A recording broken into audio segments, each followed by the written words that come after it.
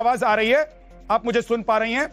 जी, तो आपको क्या लग रहा है कि ऐसी नौबत क्यों आ गई है कि पैम्पलेट देखिए ये जो डर वाली बात इश्तिहार देकर ये बताना पड़ रहा है, पूछना पड़ रहा है कि किसी को एतराज है तो बता दो भाई। देखिए ये जो डर वाली बात अगर मैं बात करूं ना, तो आज से हजारों साल से लड़कियों में एक डर पैदा होना चाहिए था शादी करने का, क्योंकि उन्हें तो जन्म से लेकर और शादी के बाद तक के कब बच्चे मार दे कब पति मार दे, हर जगह उन्हें डर का सामना करना पड़ा है कि कहीं भ्रूण हत्या ना हो जाए, ये जान के कि लड़की तो नहीं है, कहीं शादी के नाम पे दहेज के नाम पे तो हत्या नहीं कर दी जाएगी, शादी के बाद एक्स्ट्रा मैरिटल अफेयर के चलते हत्या तो नहीं कर दी जाएगी। तब महिलाएं और लड़कियां तो नहीं डरी, तब भी उनने शादी की, तब तो उन्होंने नहीं बोला कि हमें शादी करने से डर लग रहा है कि शादी के बाद हमारी हत्या ना हो जाए, उन्होंने नहीं बोला कि हमें जन्म लेने से डर लग रहा है कि जन्म के बाद बेटी जान के हमारी हत्या ना हो जाए, उन्होंने तो कभी नहीं बोला। और कुछ गिनती पे उंगलियों पे गिन के हम केसेस देख सकते हैं कि कितने अभी ये पतियों के आ गए, और गिनती के 10 केसेस आ गए तो पतियों में, मर्द जात में, पुरुषों में एक डर का माहौल आ गया इतनी जल्दी। मैं बिल्कुल भी इस हत्या को सपोर्ट नहीं करती हूँ, जो भी हुआ ये मानवता को शर्मसार करने वाला हुआ है, लेकिन उससे ये कहना कि शादी को लेके डर का माहौल आ गया है पुरुषों में, ये बहुत गलत है। ठीक है, आचार्य विक्रमादित्य, आपको लग रहा है कि हर्षा रिछारिया या एचएस रावत जी जो कह रहे हैं वो ठीक है, या आपको लग रहा है कि बाबा बागेश्वर जो कह रहे हैं वो ठीक है? देखिए विद्यानाथ जी, इसको हमें मूल रूप से समझना पड़ेगा। अभी रिछारिया जी ने एक बड़ी विचित्र बात बोली कि हजारों साल से भारत के अंदर भ्रूण हत्या होती रही है। कहां होती रही भाई? किसने करी भ्रूण हत्या? हमारे यहाँ भ्रूण हत्या महापाप माना गया है। पहले अपने कॉन्सेप्ट्स को ठीक करके आना चाहिए, आपको संस्कृति को समझना चाहिए। हमारी संस्कृति यत्र नार्यस्तु पूजन्ते रमन्ते तत्र देवता की बात चाहिए, नारी की चाहिए। नारी की प्रताड़ना जो हुई इस्लाम के राज्य के आने के बाद इस देश के अंदर पूरी तरह से पर्दा सिस्टम और बहुत बुरे बुरे जो व्यवस्थाएं थी वो आरंभ हुई। सबसे पहले अपने कॉन्सेप्ट्स को ठीक करें। आप संत मंडल में बैठी हैं, संतों को रिप्रेजेंट करने की बात कर रही हैं, तो सबसे पहले अपने आध्यात्मिक संस्कृति को आप समझकर तब कार्य करने का प्रयास करें। भारत में कभी ये ट्रेंड नहीं रहा तो उसका दंड कि जिस भी व्यक्ति को भोगना पड़ा। आप सबसे बड़ी समस्या ये समझें, भारत देश रहा है सावित्री का, सत्यवान सावित्री की कथा, जहां सत्यवान की मृत्यु आती है, सावित्री अपने सतीत्व का एग्जाम्पल उपस्थित कर उस उदाहरण उपस्थित करके यमराज तक से पति को वापस ले आती है। आज क्या हो गया है कि पिछले 100 सालों के अंदर एजुकेशन सिस्टम जिस प्रकार का आ गया है, आज मॉडर्न ट्रेंड एजुकेशन सिस्टम संस्कृति के विहीन होकर जो व्यवस्थाएं चली हैं, उसके कारण से ऐसे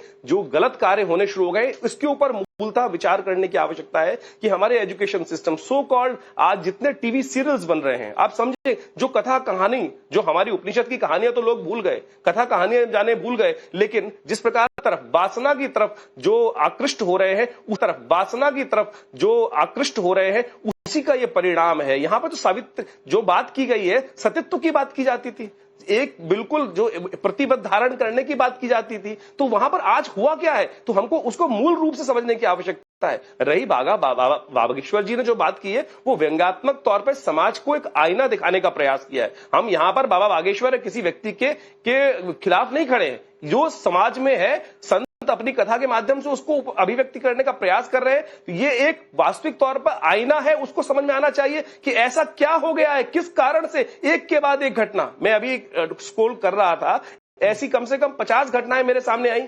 अगर आप YouTube पे ही जाएंगे या बहुत सारी न्यूज क्या करें, वहां पर विक्रमादित्य जी क्या करें? ट्रेंड बाहर विदेश में आचार्य जी, मैं आपको प्रणाम करती हूँ, आपका बहुत मान सम्मान करती हूँ, संस्कार बनाने का प्रयास करें। अरे मैं आपसे बोल रहा हूँ, पहले बोल दीजिएगा, बाद में आपने जो बोलना था बोल लिया। आपने पहले सोच समझ के बोला, आपने हजारों शब्द का उच्चारण किया, मुझे उस पर हाईली ऑब्जेक्शन है, मैं सम्मान करता हूं नारी का, लेकिन आप इस प्रकार के शब्दों का चुनाव करने से पहले बहुत बुद्धिमानी से चुनाव शब्दों का, आपका एक शब्द पूरे समाज में जाता है देवी जी, तो आप कम से कम 1000 साल अपनी संस्कृति पे गाली ना दें। तो आप मेरा कब से आपसे यही रोज है कि कम से कम जो शब्दों का चुनाव किया जाता है बोलने से पहले उस पर सोचना चाहिए। अरे आप क्या बोल रही हैं भाई? आप कम से कम सबसे पहले सोच समझ के बोले। आप सेलिब्रिटी हैं, सेलिब्रिटी रहें, लेकिन समाज को सुधारने के लिए पहले अपने ज्ञान को ठीक करने का प्रयास करें। तो विद्यानाथ जी, मेरा मूल कारण है कि हम संस्कारों को जगाएं, हम मॉडर्न एजुकेशन के साथ साथ अपने संस्कारों को आज देने का प्रयास करें। ये चीज का जिंदगी के लिए बुलाया हमको आपने? डर नहीं लगा। ये चीखा चिल्ली के लिए बोला है क्या यहाँ बैठकर? बोला ही नहीं है भाई, यहाँ चीखा चिल्ली करने के लिए बैठी है ये? ये हमारे देश की परंपरा है, या ये हमारे देश की आप जो सेलिब्रिटी है, सेलिब्रिटी जाके करिए ना। आप अपने अपने अपने पद का उपयोग, आप जिस प्रकार से आप जैसे लोग टीवी में जो काम करते हैं, ट्रेंड में जो काम करते हैं, उसको यहाँ अभिव्यक्त करने आ जाते हैं, तो कम से कम ये ना करें आप। नहीं, एक सेकंड, मैं ये कह रहा हूं विक्रमादित्य जी, एक एक करके दोनों लोग बोलिए और सम्मान पूर्वक। देखिए, कोई चाहे टीवी इंडस्ट्री में काम करने वाला हो, सेलिब्रिटी हो, कोई धर्माचार्य हो, या कोई किसी और भी प्रोफेशन से आता है, किसी का सम्मान कम नहीं है इस समाज में। इसलिए मैं कह रहा हूं कि अपनी अपनी बात कहिए अपने अपने टर्न पर। इनको जब इनको इतना संस्कार नहीं है कि बोलने से पहले कम से कम सोच तो ले विद्याराज जी। तो आप तो धर्मगुरु हैं सर, आप उनको समझा सकते हैं। बोलने के बाद मैं बोला, जो इन्होंने गलत बात बोली मैंने सामने लाके रखी, मैंने सम्मान से बात करी। ठीक है, आपकी बात कंप्लीट हो गई। हर्षा, आप जवाब देना चाहती हैं, बोलिए जी। तो देखिए, पहली चीज मैंने ये बिल्कुल नहीं बोला कि हमारे देश की ये परंपरा रही है या हमारे देश के ये रीति रिवाज रहे हैं कि महिलाओं पे अत्याचार हो, ऐसा बिल्कुल भी नहीं रहा। हमारे शास्त्रों में, पुराणों में हमेशा महिलाओं को, नारियों को सम्मान के स्थान पे रखा गया है, उन्हें पूजा गया है। लेकिन वो अगर हम देश में प्रैक्टिकल रूप में देखें तो वो प्रैक्टिकली वो नहीं हुआ ना। आज इतने सालों से नारियों को, महिलाओं को मारा गया है, अत्याचार किया गया है, हत्याएं की गई है। अभी कुछ दिन पहले की ही मैं न्यूज देख रही हूँ, तेलंगाना में एक मर्डर हुआ है किस बात पे कि उन्होंने मटन चिकन बना के नहीं दिया, उसकी वाइफ ने तो हस्बैंड ने उसका मर्डर कर दिया। तो इस तरह की चीजें हुई हैं।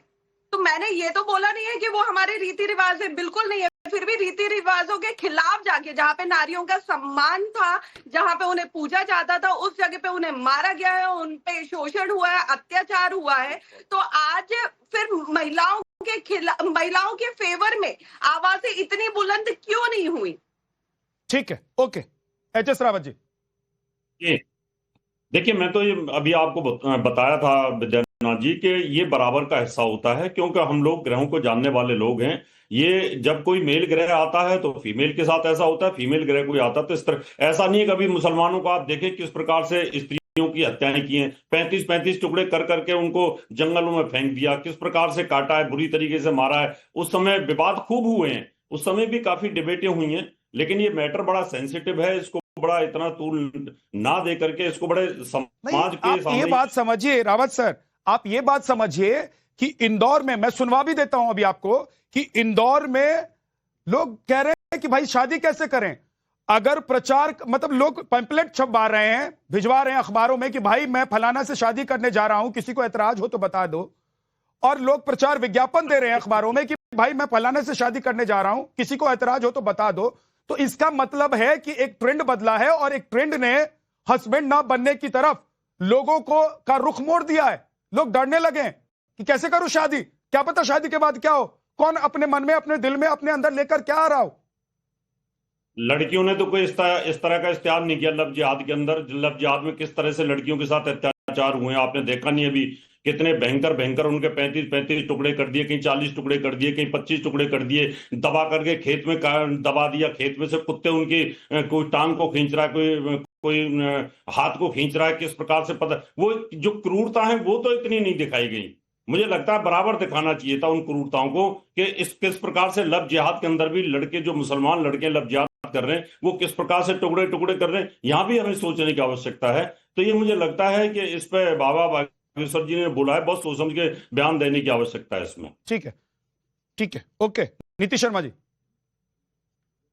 विद्या जी, देखिए, ये पर्टिकुलर केस में हम केवल महिलाओं को या केवल पुरुषों को टारगेट कर रहे हैं, इंदौर की बात कर रहे हैं। सच्चाई ये है, ये पूरे समाज को एक आईना दिखा